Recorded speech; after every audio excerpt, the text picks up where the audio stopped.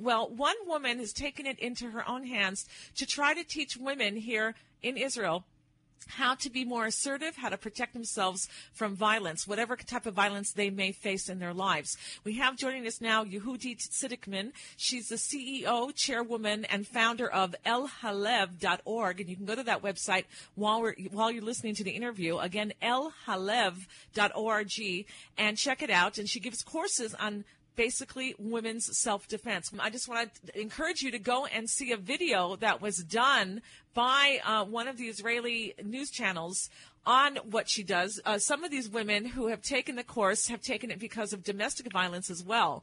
And or it could be just violence when you're out walking the streets and somebody comes by and starts up with you. I remember once I was walking in the old city and some Arabs see a nice young girl. I was a nice young girl then. And they started up with me, and one of them smacked me. But I couldn't do anything because I was walking, and they were in a car, and they stuck their hand out the window and smacked me as they drove by. I was about 18 years old. I was stunned. I didn't know what to do. Now, with taking Yudit's course, you might know exactly the best way to be assertive and also defensive and how to protect yourself. Do we have Yudit with us? Yes, I'm here. Hi, nice to meet you, Yudit. So tell us a bit about HaLev, what you do, how you started it, and what its purpose is. Well, I kind of fell upon HaLev not because this is what I wanted to be when I grew up, which was very interesting. I started taking judo as a 28-year-old mother of 4 living in the old city, and it just spoke with me. I was in a complicated marriage at that time, and it helped me get in touch with my own self, my own body, and my own voice. Along the years, I got involved with more women in martial arts and different organizations of women in martial arts and self-defense, and I came to the conclusion that I need to become a self-defense instructor. From there, it all turned into finding the right people and putting us together. And I must say that I'm very proud of HaLev in that 7 years down the pike, we probably have the best collection of talented women, martial artists, and self-defense instructors in the country. And it's a very wonderful organization to be part of. All right. Now, one of the Israeli news channels felt your organization was important enough to do a news feature on it, and they made a video and put it on television. Tell us about that, why they thought it was so important to do. Look, one of the things that we've actually gotten a lot of coverage, thank God. I think what appeals to people in our way of teaching self-defense is it's a feminist, holistic look at self-defense. Self-defense isn't just about the scary stranger who jumps out of the bushes and drags you into a dark, scary place and does whatever he wants to do. Self-defense is also about standing up for yourself on a day-to-day basis and saying, hey, I'm not invisible. I'm standing here. No, you won't talk to me like that. Yes, I can make decisions about my life. And I truly believe, and it's one of our the foundations of the work that we do, that a woman who really believes that if, God forbid, this situation, which is relatively benign, turns into a physical altercation, that she would be able to handle it, then she's going to take the chance to say, hey, Ad Kan, you're not going to talk to me like this. Okay, Ad Kan means until here. Until now. So now I saw the video, and you had in there some older women who looked like they might be in their 40s or 50s. And I know that older women, when they jump around, they don't do that too well anymore. They've got thin bones. Sometimes when they jump around, they leak and they bruise easy. So how can older women, who are pudgy and they got the middle age spread, how are they supposed to protect themselves in real life? Well, again, I would I think that what your question is coming from a place of stereotype. What are the type of attacks that women have to deal with? We know that over 80% of attacks against women are a person who's known to them. So could I have stopped this earlier could I have said, whoa, wait a minute, there's something wrong with this relationship, or I don't like the way this person is constantly going past my boundaries.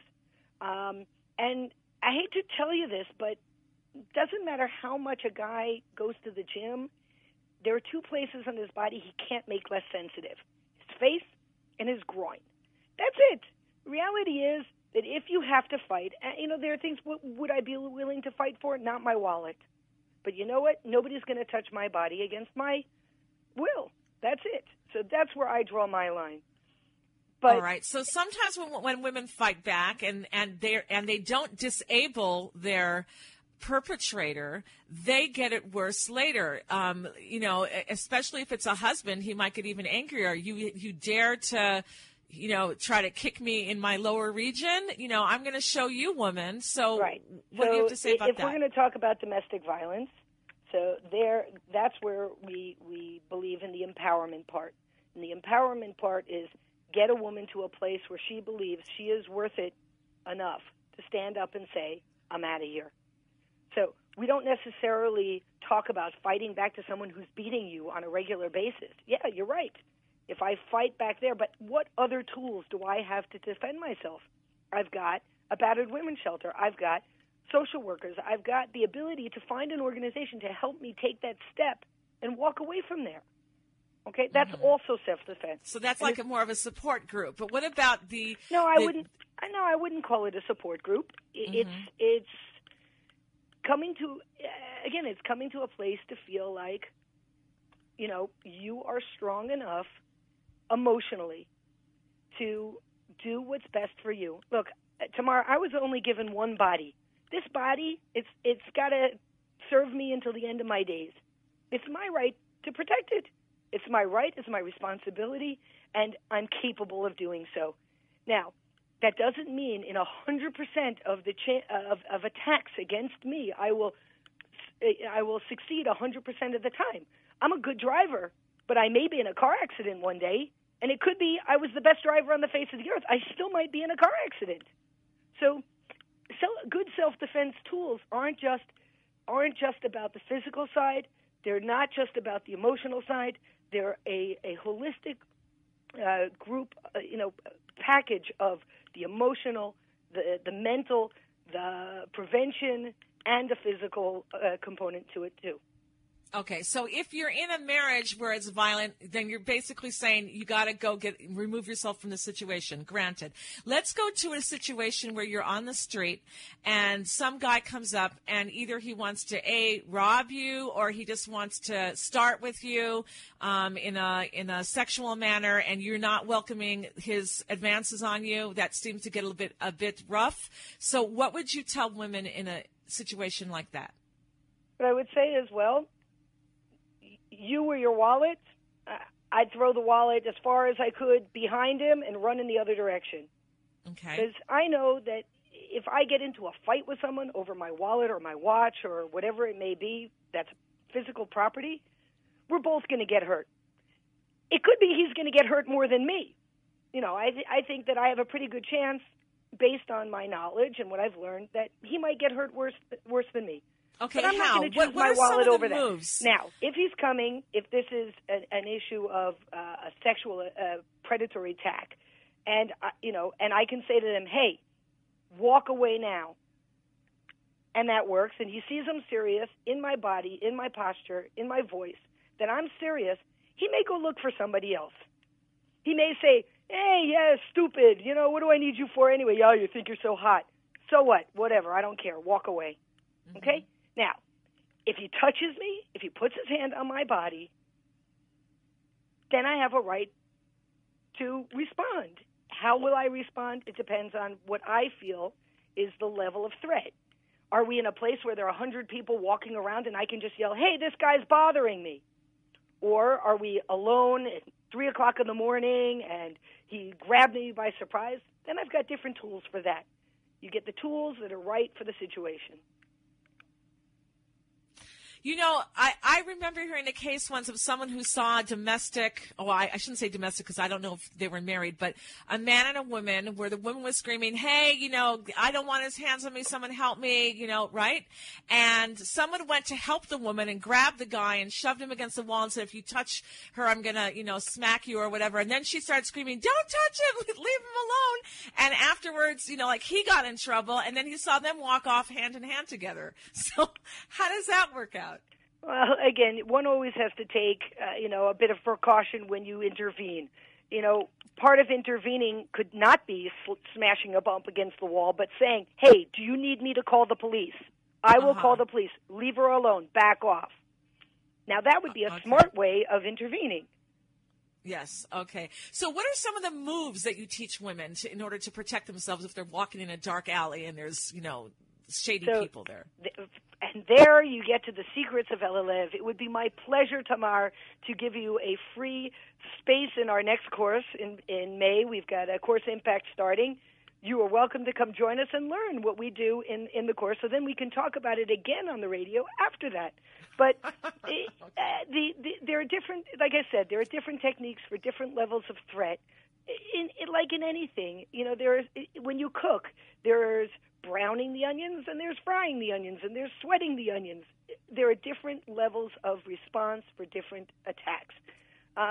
But bottom line is I know that I have boundaries, that nobody has a right to go beyond my boundaries unless I allow them to. And believe me, I am probably one of the biggest huggers in the city of Jerusalem because I'm just a very peaceful, wonderful, huggy person. But don't mess with me. Don't go past my boundary. This is what it is. This is where I am, and I'll stand for that. And I believe every woman should feel that power, and every woman could, because I think it's really about how we've been educated to believe that men are big and strong and women are small and meek and need big men to protect us. It's not true. It's not true. From what I understand, one of my judo instructors said that actually the difference in body mass size between men and women is a lot smaller. The average is a lot smaller than people think. Yes, there are very big, muscly men, and yes, there are tiny little, kites of women. But the reality is that most people, can handle a situation.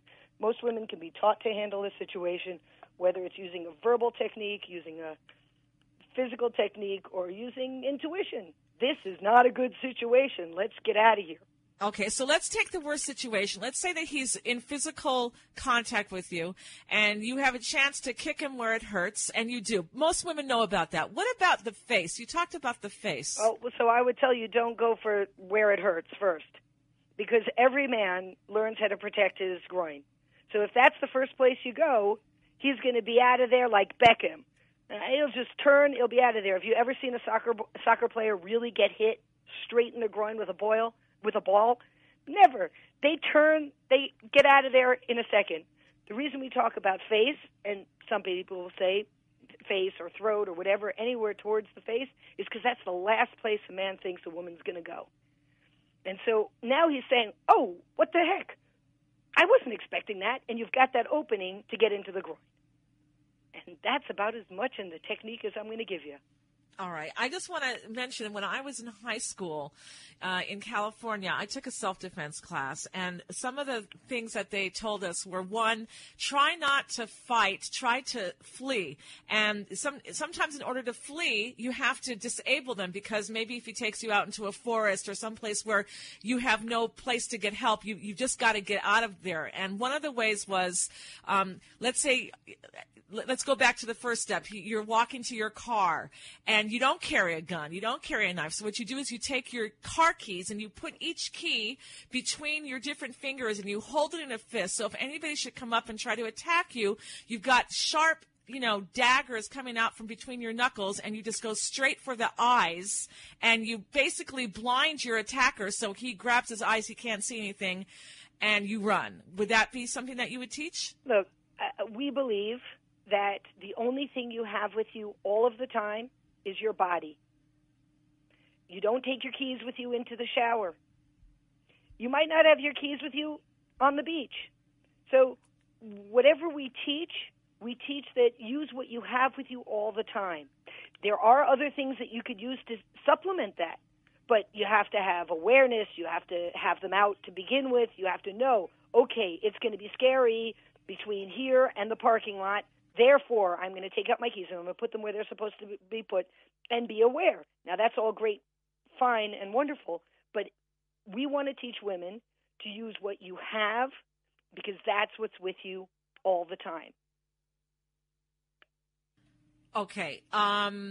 We learned that the eyes are one of the most vulnerable places on the face. Next could be possibly either the throat, the nose, the ears. You want to give a little bit of a rundown for people about that?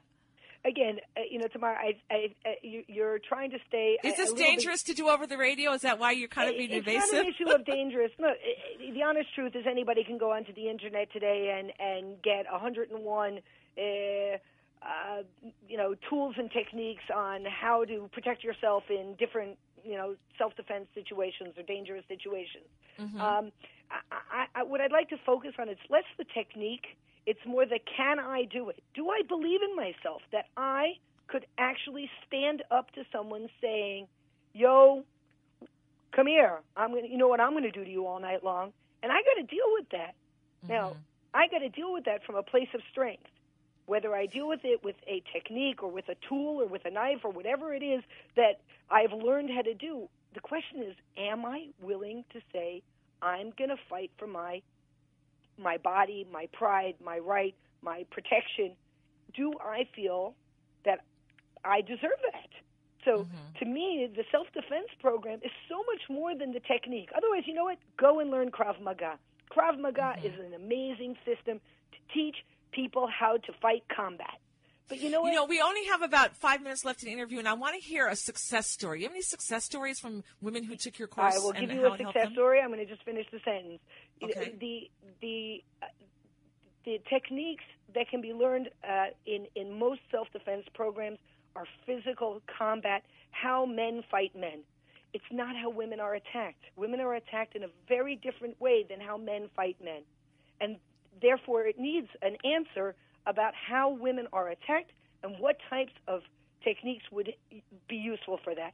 Good point. We have two, you talked about older women. So we did a program, we've done a lot of programs for senior citizens because one gets attacked and hundreds of thousands of them go into panic and refuse to go out to programs in the late afternoons and evenings because they're scared. So they're targets. Older people are targets. Okay. Mm-hmm. So we did a program for women and men who are senior citizens, and the Rakezit, who she herself was in her late 60s, early 70s, kind of hung out and watched the class and thought this was all wonderful and great. We're learning all these wonderful things. And one night on her way home from a Hanukkah party, somebody grabbed her from behind, and she said, Yudit, without even thinking, I just slammed my elbow back right into their face, and he looked at me in shock and ran off. So, are we easy targets? That's the question. Am I an easy target, or am I going to give a consequence to someone who has the audacity to put their hand on my body? Mm-hmm. That's very, very, very good. All right. So basically, it's first, before the physical comes, it's a mindset to believe in yourself, to learn enough that you're confident in your skills for whatever you're taught. And you teach this. Where do you teach, by the way? We teach in Talpiot, but we go all over the country to teach in different community centers, battered women's shelters, Batecham for teens at risk, the different after-school programs for teens at risk. We literally teach all over the country. All right, so Talpiot, Jerusalem is where you're based, and if you want, if anyone wants to hear Yudit come and speak, give courses or just even a sample, how can they get in touch with you? The best way is to find us online at www.elhalev.org, ELHALEV.org. or call us at our Jerusalem office at 02-678-1764. All right. And again, El HaLev, by the way, means to the heart. And I wish you much hatzlacha, much success in your teaching women to defend themselves, not to be victims, elderly people as well, young girls as well. And, you're very welcome. Thank you for inviting me. And I'm not joking. You've got a free spot in the next Impact course. Just let me know if you're joining us. Okay. I will definitely let you know if I'm going to join you.